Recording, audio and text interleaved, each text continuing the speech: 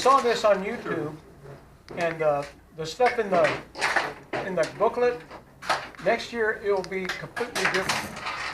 You could still use that, but if you like to sit there and trim and trim and trim and try and make a ball that ends up looking like a rectangle or oblong or something, go ahead and do that. But the beauty of this method is if you do it correctly, there's no trimming. You'll end up with a perfectly round egg pattern. No way. Yeah. So Wait. these pins are the cat's meow for this thing. And the thing that works the best is this end point. The opening is just the right size. All these little promotional pins, you see them everywhere. Motels, wherever. To make one of these, first thing you do is just pull off the end. That's going to be trash. So you end up with the tube and the point.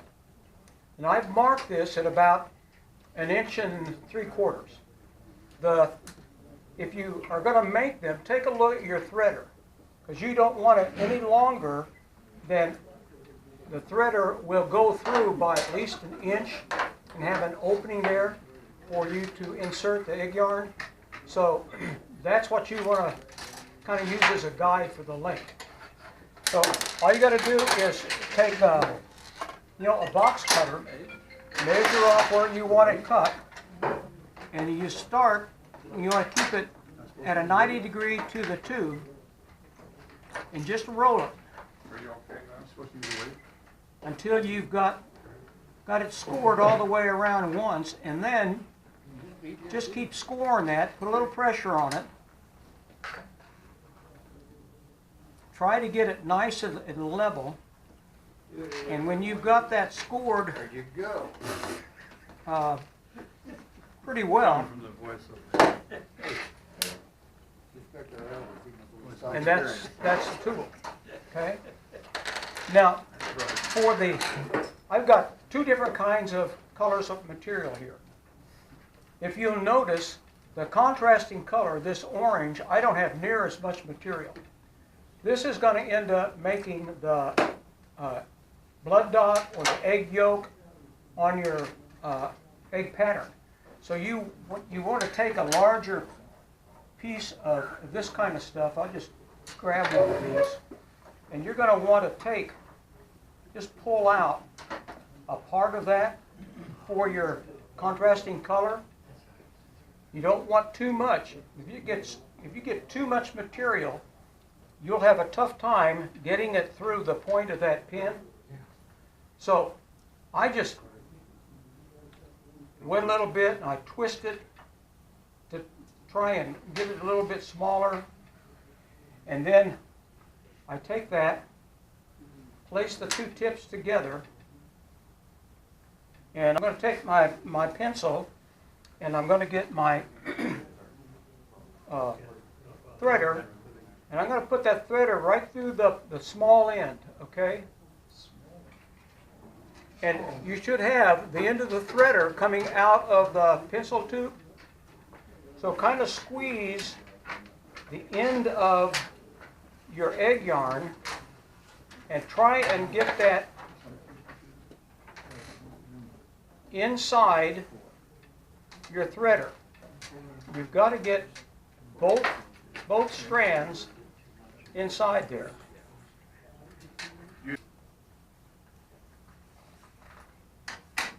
Let's spread this around a little bit so I can get both ends through.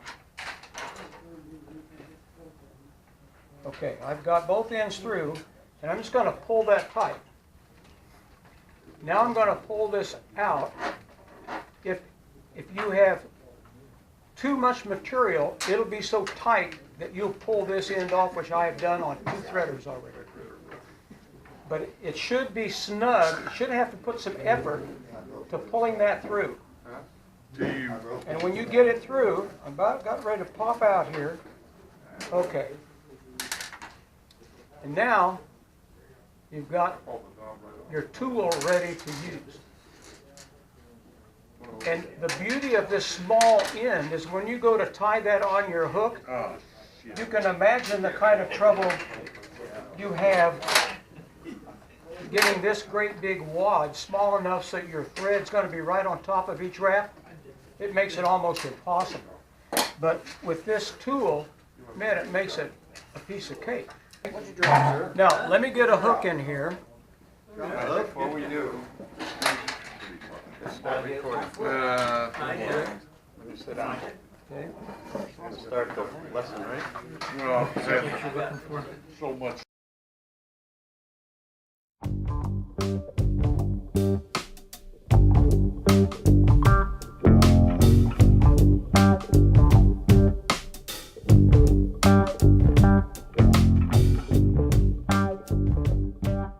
Okay, you're recording now.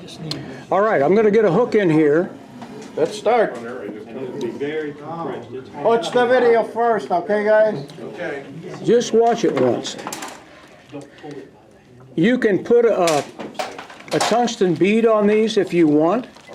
I don't know that it's that necessary. All right. You have to put a little thread base on here first, guys. And the size of the egg ought to be twice the gap of the hook, or thereabouts. So I've got my thread base on. I'm going to cut that off. And here's my egg yarn that I used. Now I'm going to lay that right where I want to tie it on. I'm going to put that on right about the middle of the hook. So I'm going to put that right where I want to tie it on, and you want the contrasting color on top. There's 1, 2, 3, there's 4 wraps, okay? Now I'm going to hold all this stuff up because if you don't secure this, it's going to twist on you.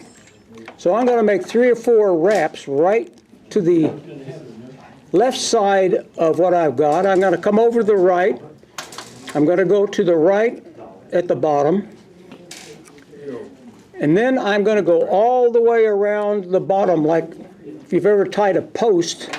This is a wrap you have to do to tie posts. I'm going to go 4 times around that. And if you'll notice, I'm just going to let my bobbin up to the front, up by the eye. I'm going to lay that thread base a little bit, and then I'm going to whip finish it off, because I won't need it there.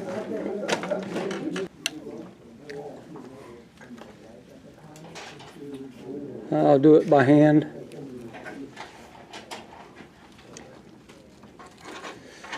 I'm going to whip finish that off, and then I can get rid of my bobbin.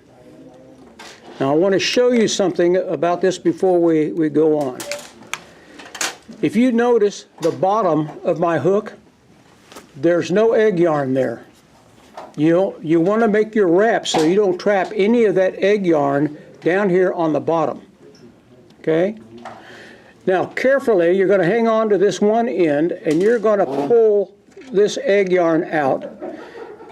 And you want to pull enough that you want to cut this off, but you want to cut it so you have enough for that you can grab to pull for your next fly. So I've got enough here that I can pull. Okay, now here's the cool part. Grab both sides. Make sure they're stretched vertically, pretty tight. Hang on to that. And I want my length about the gap of the hook, so I'm going to cut that at about, 3/16 of an inch. And this is the cool part. Oh, wow. Now it looks like, How'd that do that? it looks like you only have half enough material. But you can tease this around. One of the videos I saw, the guy actually took the hook out of the vise and rolled it in the palm of his hand. I tried that, and after I impaled the hook in the palm of my hand a couple of times, I decided that's not going to work for me. It's sometimes easier to just kind of play with this and tease it around. And I haven't played with this one enough. The pattern ends up being circular, and there is a trim-free egg pattern. Okay? But the trick to that, making it ball out like that, is that you've really got that material compressed in the tip of that pin. So it's very difficult to load that pin with enough material. Once it's done, it's really easy, but it takes a lot to make it puff out and round out like that. But is that not cool? That's cool. Do it again. That's why next year the pattern that you have in your booklet for Hold it steady. for these little eggs is not going to be there. I've written up the verbiage for all these steps, but I need to get with Paul and send him have him get a picture of this, and we'll put that in the booklet for next year.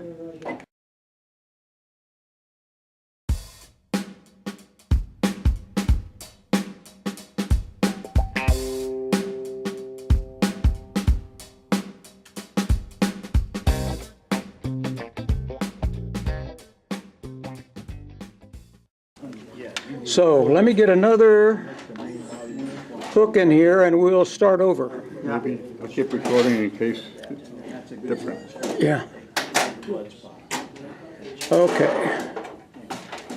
Thanks to this fly, we have sold out of threaders. Okay, here goes number 2. I'm going to lay a thread base in the middle. Now, I don't want that to come unwrapping on me. I keep hitting the point because I can't see what I'm doing. Okay, I'm going to use this McFly foam. I'll give you one clue. If you use this McFly foam and you use this other material as your contrasting color, it does not spread equally. And you'll see what I'm talking about when we finish this. Okay, I'm going to make sure I got my thread where I want it. I'm going to lay my contrasting color on top. There's 1, 2. You can just make those wraps so precise with this tool. There's 4. Now I'm going to lift that stuff up, and I'm going to make some wraps close. I'm kind of use my finger to make sure I'm getting close there. 3 or 4 wraps is all it's going to take on either side of the centerpiece. And then you want to go all the way around the base, making sure that you keep your material out of the way, because you don't want any of that material trapped on the bottom. You want to keep it all on the top side. Okay, I've got 3 or 4 wraps. Now I'm going to come back to the front, and I don't know what I did with. I'm going to whip finish that off. Once you get the hang of this, I mean, you can tie one of these in just a couple of heartbeats. That's the beauty of it. Okay, I'm going to get that out of the way. I'm going to nip that off. All right. Now we're done with all that. Now this stuff is really tight, so I'm going to have to pull really hard to get it out. Okay. I'm going to pull it just a little bit further. Now I'm going to pull all those strands and make sure I've got them all tight. And then I'm going to cut that. Well, I've got pressure on that. And there's the flare. You waste some of this material every fly, but it's not all that expensive. And now I'm just going to kind of tease that thing around. If you did not get, if you got stuff on the bottom, see the egg pattern? This stuff really works, I think, better when you're trying to tease it into shape. There's so much stuff out there, it's just disgusting. Oh, yeah. But there is, see how this McFly foam, I just think it makes a better looking fly. Yeah, it's more dense. It covers at the bottom a little bit better, but I'll pass that around if you want to look at the McFly Gary and foam. I both